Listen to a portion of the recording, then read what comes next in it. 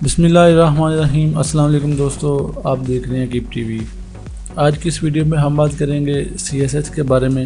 جیسا کہ آپ لوگ جانتے ہیں کہ اس وقت پاکستان میں ہزاروں نہیں بلکہ لاکھوں کی تعداد میں لوگ CSP آفیسر بننا چاہتے ہیں، لیکن ناظرین محترم، یہ ایک ایسا خواب ہے جو ہر انسان کا پورا نہیں ہوتا۔ تو آج کی اس ویڈیو میں ہم CSS کے بارے میں بات کریں گے۔ اس ویڈیو کو میں نے دو پارٹس میں ڈیوائڈ کیا ہے۔ سب سے پہلے ہم CSS کی ہسٹری کو جانیں گے کہ CSS ہے کیا، یہ کیوں بنائی جاتی ہے، سول سرونٹ کیا ہوتے ہیں۔ اس کے بعد کرنٹ جو CSS کا سینیریو ہے اس پرسپیکٹو پہ ہم نظر ڈالیں گے۔ سب سے پہلے ہسٹری کی بات کر لیتے ہیں۔ یہ جو CSS یا سول سروس ہے، سول سرونٹ بیوروکریسی، یہ بیسیکلی برٹش سسٹم ہے اسٹیٹ کو رن کرنے کا، جو انہوں نے ایک بنایا ہے اور پوری دنیا میں انہی کا رائج کرتا ہے۔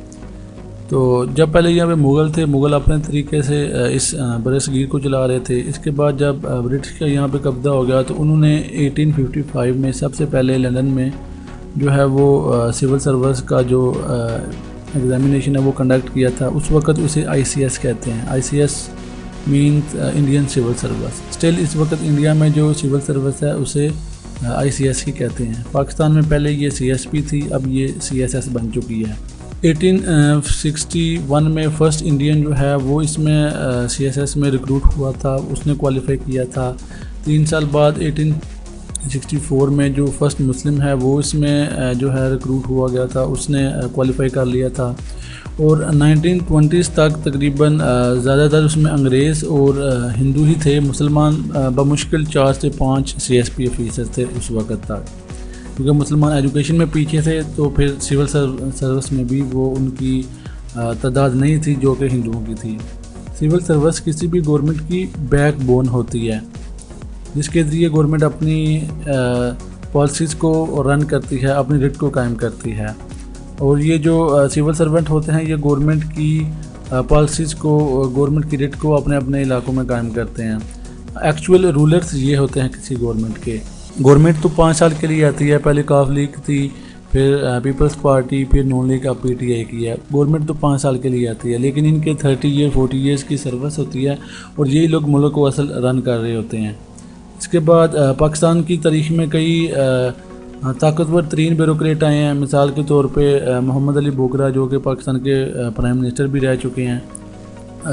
یہ تو ہو گئی ہسٹری کے بعد۔ اب آتے ہیں CSS کے کرنٹ سناریو میں۔ CSS کا جو ایگزام ہے اسے ہم 2 حصوں میں ڈیوائڈ کر سکتے ہیں۔ ایک ریٹن ہے اور دوسرا انٹرویو ہے۔ ریٹن جب آپ پاس کرتے ہیں پھر آپ کا انٹرویو ہوتا ہے اور فائنلی آپ کو کوئی محکمہ الاٹ کر دیا جاتا ہے۔ ایوری ایئر اس کے پیپر ہوتے ہیں ملک کے مختلف حصوں میں، گوجرانوالا، لاہور، اسلام آباد، کراچی وغیرہ میں، بڑے بڑے شہروں میں اس کے ایگزامس ہوتے ہیں۔ اور اس کے متعلق ایک بڑی عجیب بات ہے، وہ یہ ہے کہ اس میں ایگزام جو کمپٹیشن ہے وہ سب سے کم ہوتا ہے لیکن سب سے ٹف ہوتا ہے۔ مثال کے طور پہ CSS میں آپ کو میکسیمم 15 سے 20 ہزار بندہ جو ہے وہ اس نے اپلائی کیا ہوگا، وہ کمپیٹ کر رہا ہوگا۔ اس کے برعکس اگر آپ کسی بھی ایجوکیشنل بورڈ کا ڈیٹا اٹھا کر دیکھ لیں تو آپ کو 2 سے 2.5 لاکھ جو کینڈیڈیٹ ہیں وہ مل جائیں گے انٹر یا میٹرک کے پیپر میں۔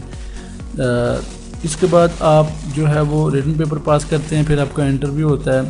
تو یہ کتنا ٹف ہے اس کا ایک آپ کو آئیڈیا دینے کے لیے میں ایک آپ کے سامنے ڈیٹا رکھ رہا ہوں۔ 2019 میں 23,000 سے زیادہ لوگوں نے جو ہے وہ اپلائی کیا تھا، اور لیکن جب پیپر دینے کی باری آئی تھی تو تقریباً 14,000 لوگوں نے پیپر اٹیمپٹ کیا تھا۔ مطلب وہ جو 9,000 تھے وہ پریشر ہی نہیں برداشت کر سکے کہ وہ پیپر کے لیے تیار ہیں یا نہیں۔ اور ان 14,000 میں سے بمشکل 372 کینڈیڈیٹس پاس ہوئے تھے، جن کی پاسنگ ریشو 2.5 بنتی ہے۔ اس کے علاوہ جب آپ ریٹن پاس کر لیتے ہیں پھر آپ کا انٹرویو ہوتا ہے، اس میں آپ سائیکولوجیکل اسیسمنٹ وغیرہ ہوتی ہے، وائوا ہوتا ہے، میڈیکل وغیرہ، وہ سب کر کے پھر آپ کو کوئی محکمہ گورنمنٹ کا الاٹ کر دیا جاتا ہے۔ اب آتے ہیں ایلیجبلٹی کرائٹیریا کی طرف۔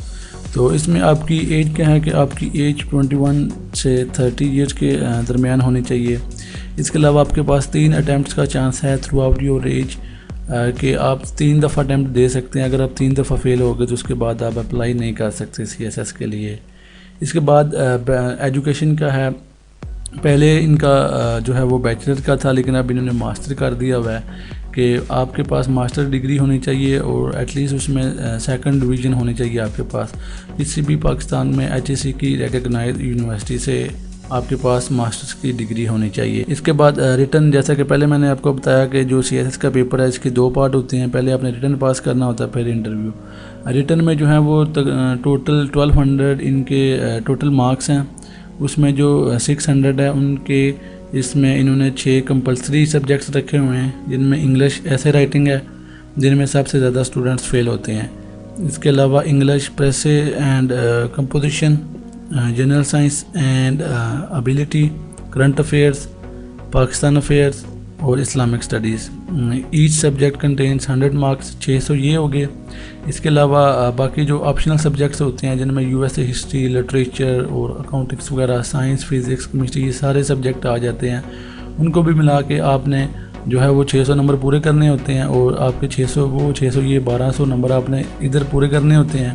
اس کے بعد آپ اس کا پیپر اٹیمپٹ کرتے ہیں، اور اس میں سے آپ کو پھر آپ کی میرٹ کے بیس پہ آپ کو وہ پاس کرتے ہیں یا فیل کرتے ہیں۔ اس کے بعد ایک دفعہ آپ نے ریٹن پیپر دے دیا، پھر آپ نے انٹرویو دے دیا، اگر آپ کامیاب ہو گئے تو اس کے بعد گورنمنٹ کے جو ہیں وہ 12 محکمے گورنمنٹ ڈپارٹمنٹس ہیں جن میں آپ کو 17th گریڈ کی جاب ملتی ہے ایز اے بیوروکریٹ، یا آپ اسسٹنٹ کمشنر جا سکتے ہیں، یا آپ اسسٹنٹ ڈائریکٹر کے طور پہ جو ہیں وہ آپ کی پہلی پوسٹنگ ہوتی ہے۔